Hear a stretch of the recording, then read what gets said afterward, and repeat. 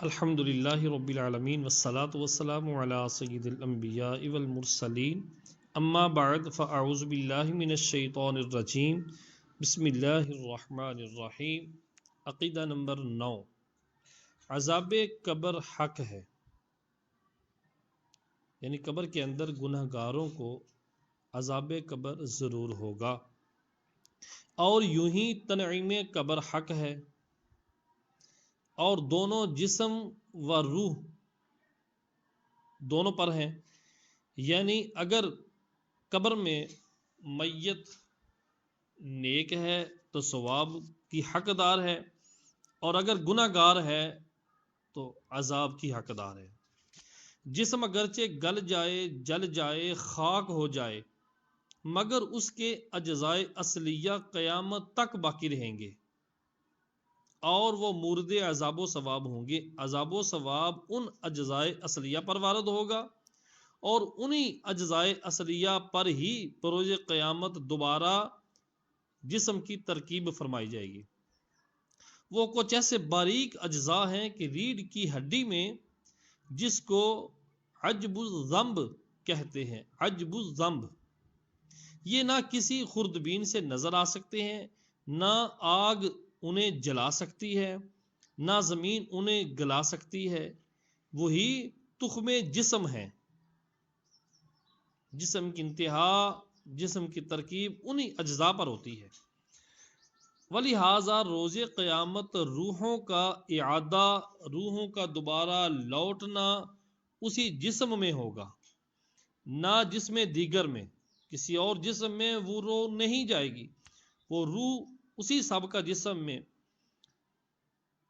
بلائی زائد اجزاء کا گھٹنا بڑھنا جسم کو نہیں بدلتا۔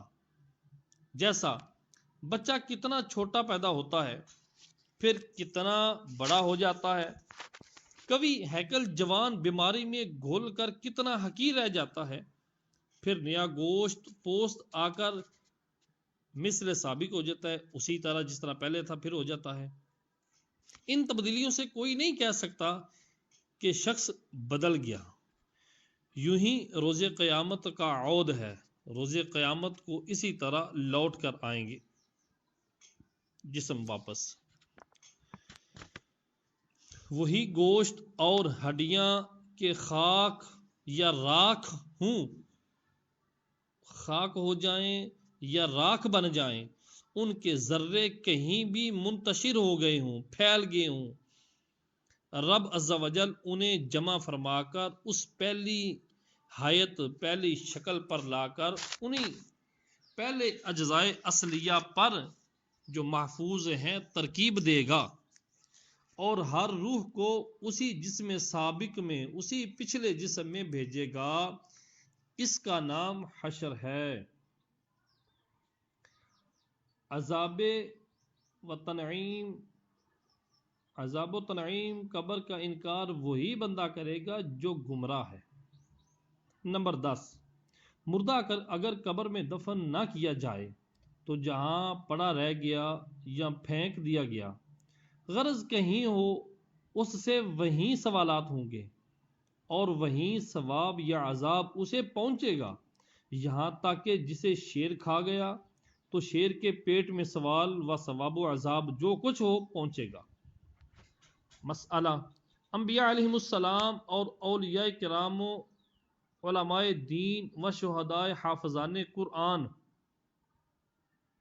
کہ قرآن مجید پر عمل کرتے ہوں، اور وہ جو منصب محبت پر فائز ہیں، اور محبت سے مراد جو اللہ اور اللہ کے رسول سے، اولیاء اللہ سے محبت کرنے والے ہیں، اور وہ جسم جس نے کبھی اللہ عز و جل کی معصیت نہ کی، نافرمانی نہ کی، اور وہ کہ اپنے اوقات درود شریف میں مستغرق رکھتے ہیں، ہر وقت درود و سلام کے اندر محو رہتے ہیں، ان کے بدن کو مٹی نہیں کھا سکتی۔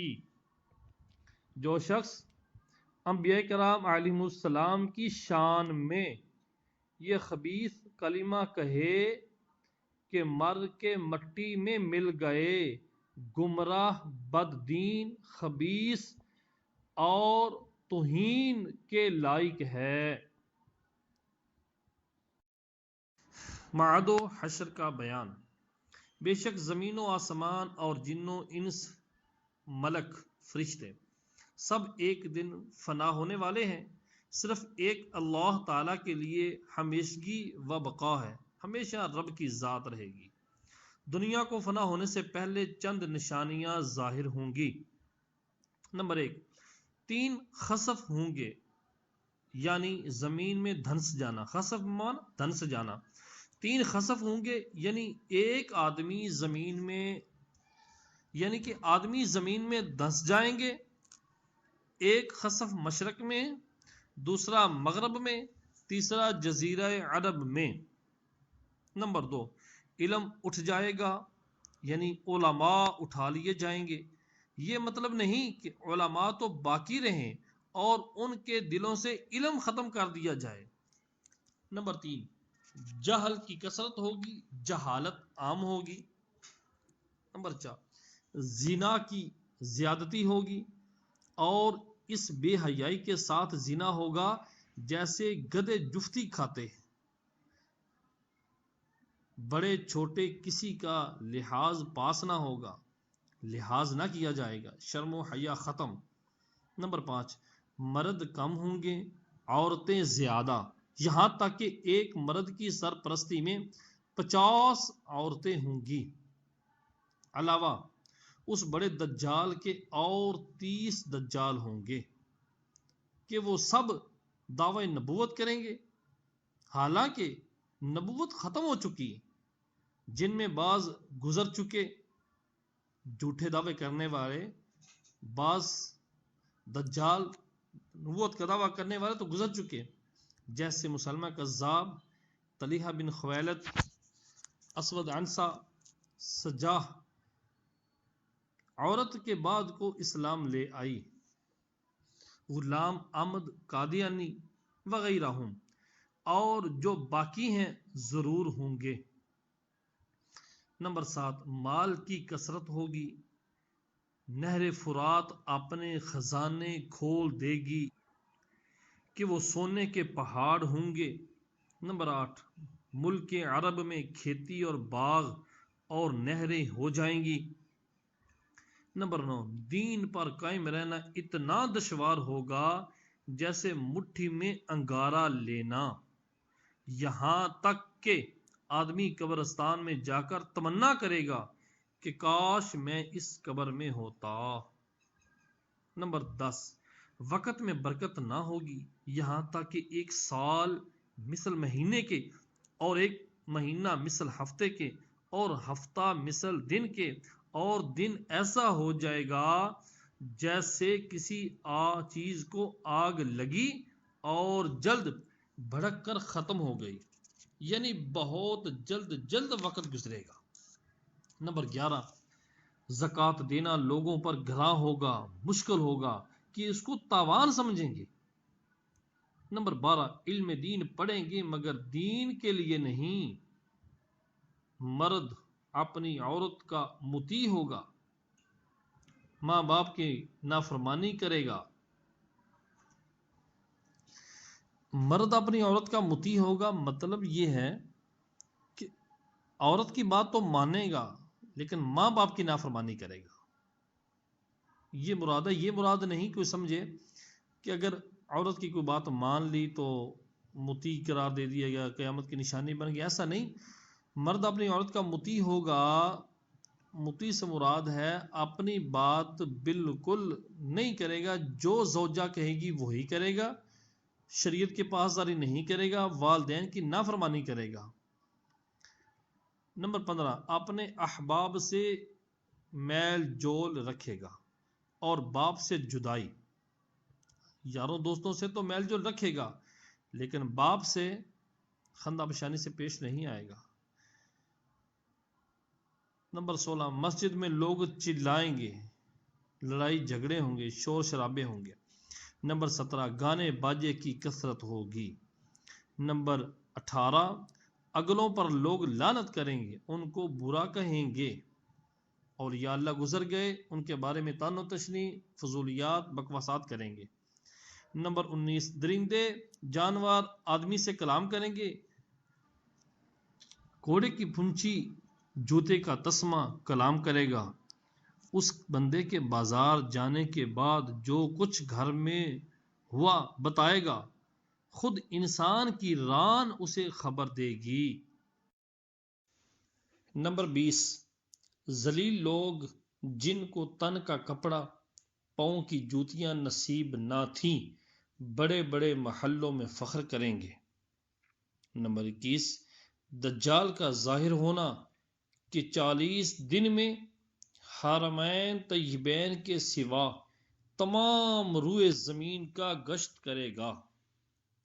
40 دن میں پہلا دن سال بھر کے برابر ہوگا، اور دوسرا دن مہینے بھر کے برابر، اور تیسرا دن ہفتے کے برابر، اور باقی دن 24 گھنٹے کے ہوں گے.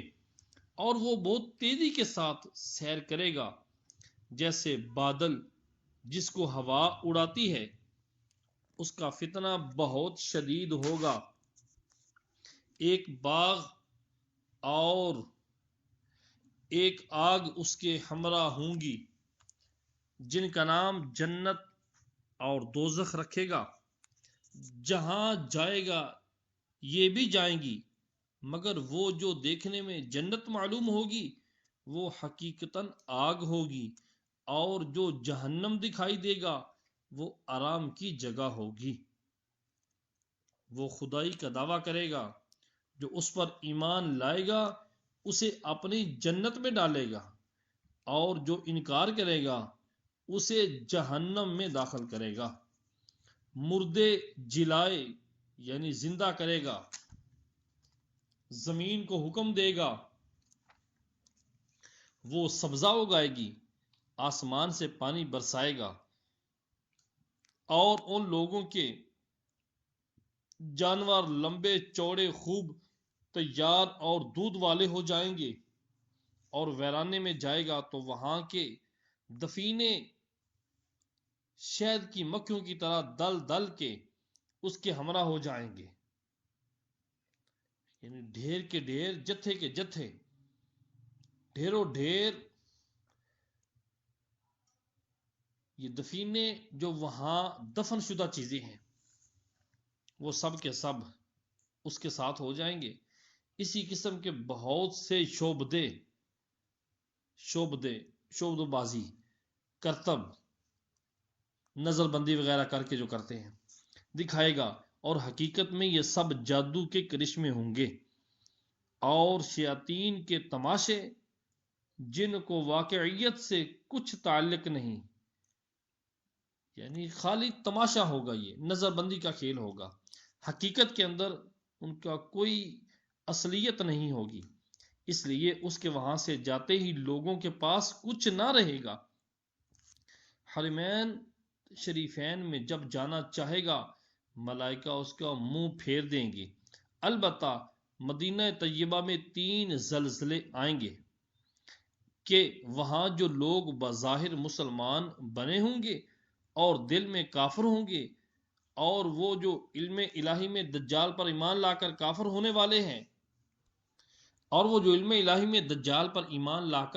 ہونے والے ہیں، ان زلزلوں کے خوف سے شہر سے باہر بھاگیں گے اور اس کے فتنہ میں مبتلا ہوں گے. دجال کے ساتھ یہود کی فوجیں ہوں گی.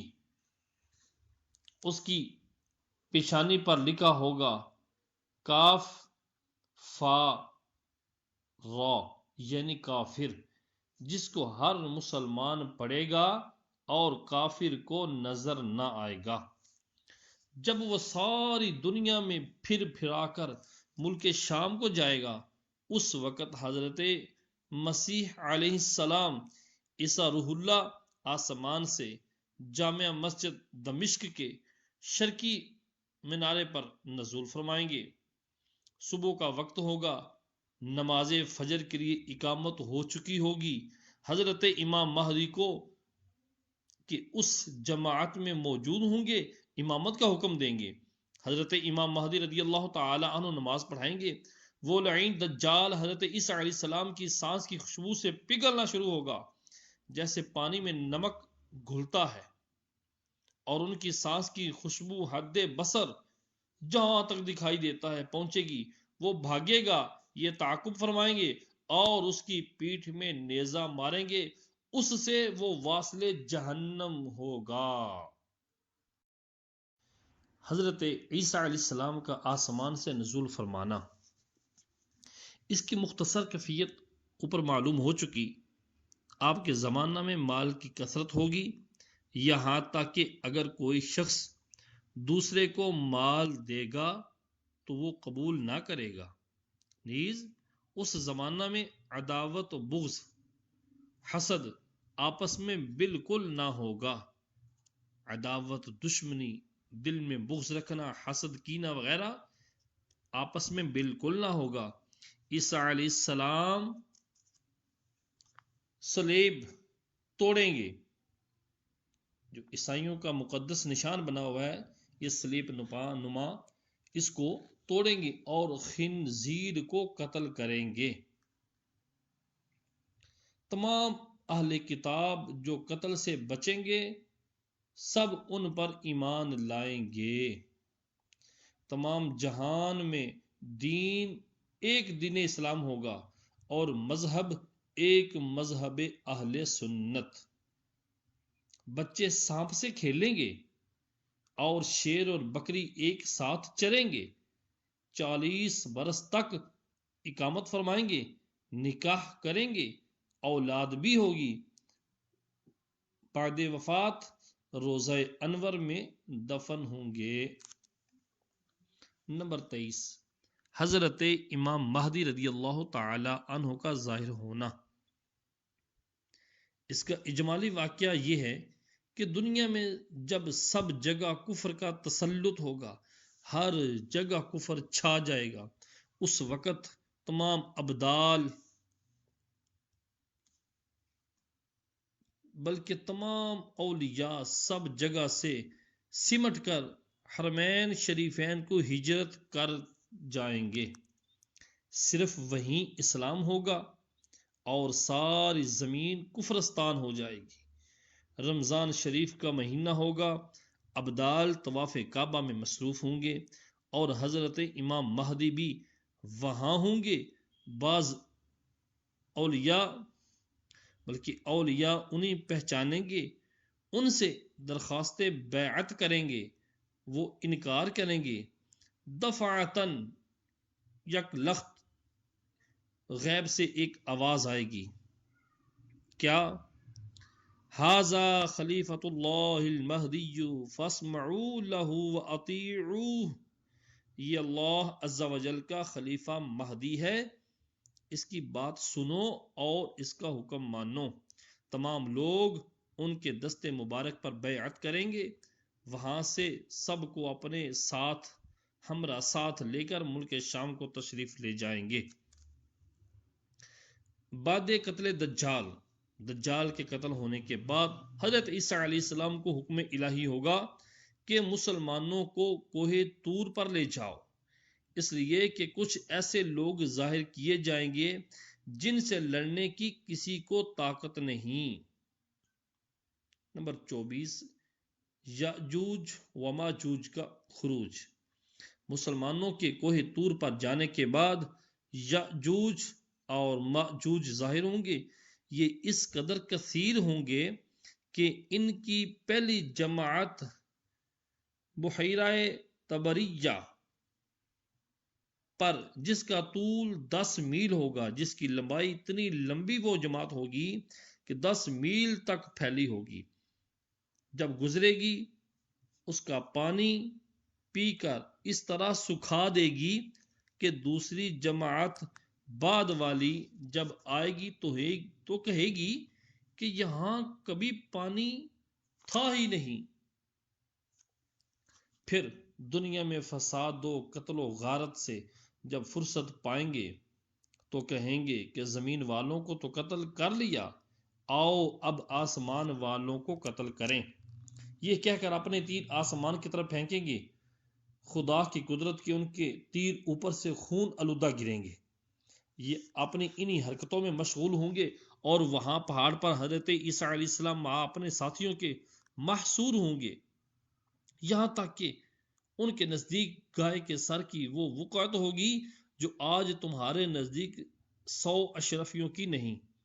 اس وقت حضرت عیسیٰ علیہ السلام اپنے ساتھیوں کے ساتھ دعا فرمائیں گے، اللہ تعالیٰ ان کے گردنوں میں ایک قسم کے کیڑے پیدا کر دے گا کہ ایک دم میں وہ سب کے سب مر جائیں گے۔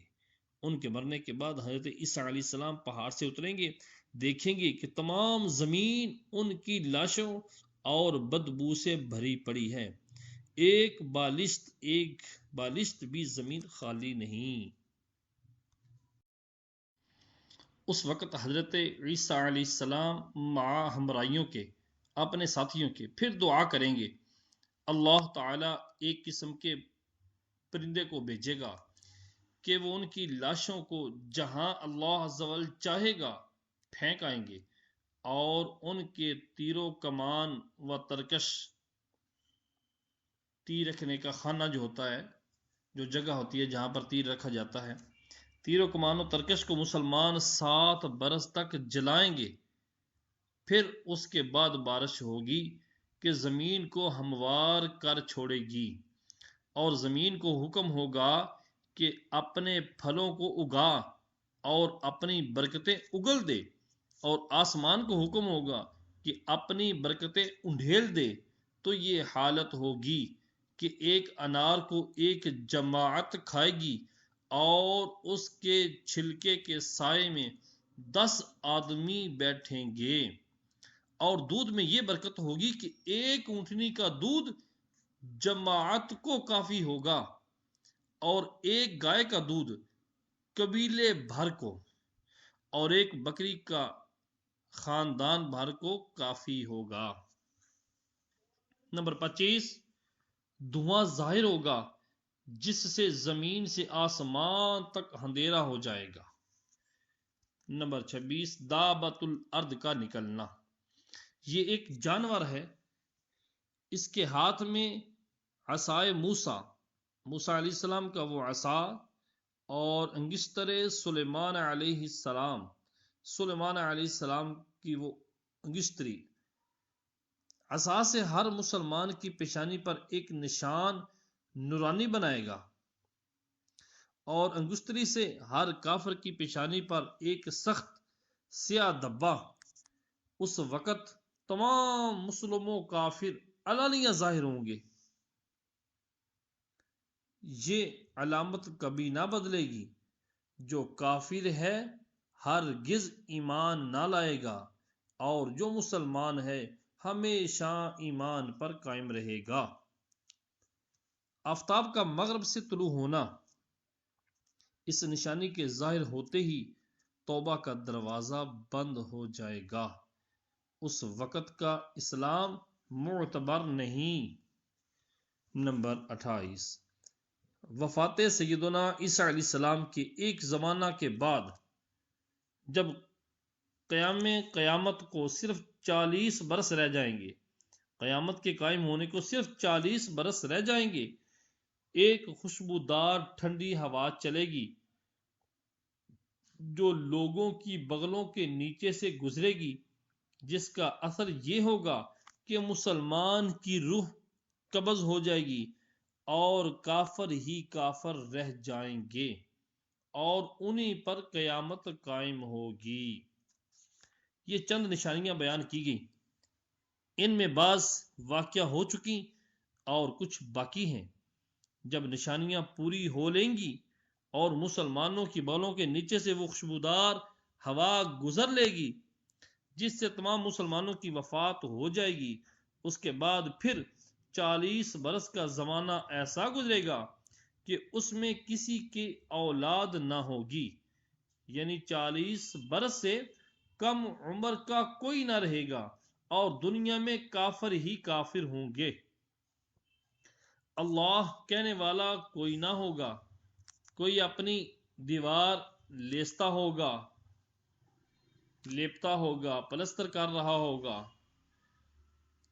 تو کوئی کھانا کھاتا ہوگا۔ غرض لوگ اپنے اپنے کاموں میں مشغول ہوں گے کہ دفعتاً اچانک یکلخت حضرت اسرافیل علیہ السلام کو سور پھونکنے کا حکم ہوگا. اس کی آواز بہت باریک ہوگی اور رفتہ رفتہ آہستہ آہستہ بہت بلند ہو جائے گی. لوگ کان لگا کر اس کی آواز سنیں گے اور بے ہوش ہو کر گر پڑیں گے اور مر جائیں گے. آسمان، زمین، پہاڑ، یہاں تک کہ سور اور اسرافیل اور تمام ملائکہ فنا ہو جائیں گے. اس وقت سوا اس واحد حقیقی کے کوئی نہ ہوگا. وہ فرمائے گا لمن الملک اليوم، آج کس کی بادشاہت ہے؟ کہاں ہے جبارین، کہاں ہے متکبرین؟ مگر ہے کون جو جواب دے؟ پھر خود ہی فرمائے گا للہ الواحد القہار، صرف اللہ واحد و قہار کی سلطنت ہے. پھر جب اللہ تعالیٰ چاہے گا اسرافیل کو زندہ فرمائے گا اور سور کو پیدا کر کے دوبارہ پھونکنے کا حکم دے گا. سور پھونکتے ہی تمام اولین و آخرین، پہلے اور بعد والے، ملائکہ و انس و جن، ملائکہ، انسان، جن، حیوانات موجود ہو جائیں گے. سب سے پہلے حضور انور صلی اللہ تعالی علیہ وآلہ وسلم قبر مبارک سے یوں باہر تشریف لائیں گے کہ داہنے ہاتھ میں صدیق اکبر رضی اللہ تعالی عنہ کا ہاتھ، بائیں ہاتھ میں فاروق اعظم رضی اللہ تعالی عنہ کا ہاتھ. پھر مکہ معظمہ و مدینہ طیبہ کے مقابر میں جتنے مسلمان دفن ہیں سب کو اپنے ساتھ لے کر میدان حشر میں تشریف لے جائیں گے. نمبر 1، بے شک قیامت بے شک قائم ہوگی، اس کا انکار کرنے والا کافر ہے. نمبر 2، حشر صرف روح کا نہیں بلکہ روح اور جسم دونوں کا ہے. جو کہے صرف روحیں اٹھیں گی جسم زندہ نہ ہوں گے وہ بھی کافر ہے. نمبر 3، دنیا میں جو روح جس جسم کے ساتھ تعلق رکھتی تھی اور ہے، اس روح کا حشر اسی جسم میں ہوگا. یہ نہیں کہ کوئی نیا جسم پیدا کر کے اس کے ساتھ روح متعلق کر دی جائے گی. نمبر 4، جسم کے اجزاء اگرچہ مرنے کے بعد جدا جدا متفرق ہو گئے اور مختلف جانوروں کی غذا ہو گئے ہوں، مگر اللہ تعالی سب اجزاء کو جمع فرما کر قیامت کے دن اٹھائے گا.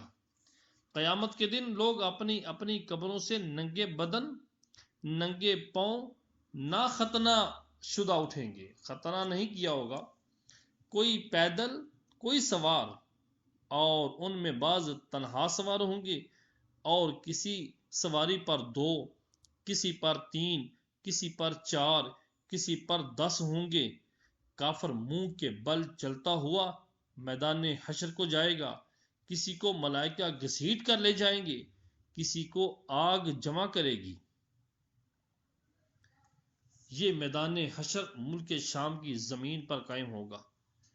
زمین ایسی ہموار ہوگی کہ اس کنارہ پر رائی کا دانہ گر جائے تو دوسرے کنارے سے دکھائی دے گا. اس دن زمین تانبے کی ہوگی اور آفتاب 1 میل کے فاصلے پر ہوگا. راوی حدیث نے فرمایا معلوم نہیں میل سے مراد سرما کی سلائی ہے یا میل مسافت. اللہ اکبر، اگر میل مسافت بھی ہو تو کیا بہت فاصلہ ہے کہ اب 4000 برس کی راہ کے فاصلے پر ہے اور اس طرف آفتاب کی پیٹھ ہے. اللہ اکبر. پھر بھی جب سر کے مقابل آ جاتا ہے گھر سے باہر نکلنا دشوار ہو جاتا ہے. اس وقت کہ 1 میل کے فاصلے پر ہوگا اور اس کا منہ اس طرف کو ہوگا، تپش اور گرمی کا کیا پوچھنا۔ اور اب مٹی کی زمین ہے، مگر گرمیوں کی دھوپ میں زمین پر پاؤں نہیں رکھا جاتا۔ اس وقت جب تانبے کی ہوگی اور آفتاب کا اتنا قرب ہوگا، اس کی تپش کون بیان کر سکے۔ اللہ عز و جل پناہ میں رکھے، بھیجے کھولتے ہوں گے اور اس کثرت سے پسینہ نکلے گا کہ 70 گز زمین میں جذب ہو جائے گا۔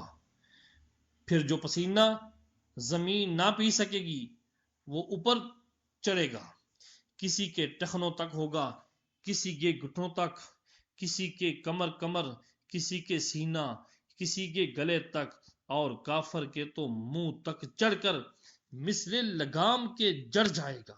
جس طرح جانور کو لگام ڈال دی جاتی ہے، اسی طرح کافر کے منہ تک پسینہ آ جائے گا، اس کے منہ کو جکڑ لے گا، جس میں وہ ڈبکیاں کھائے گا۔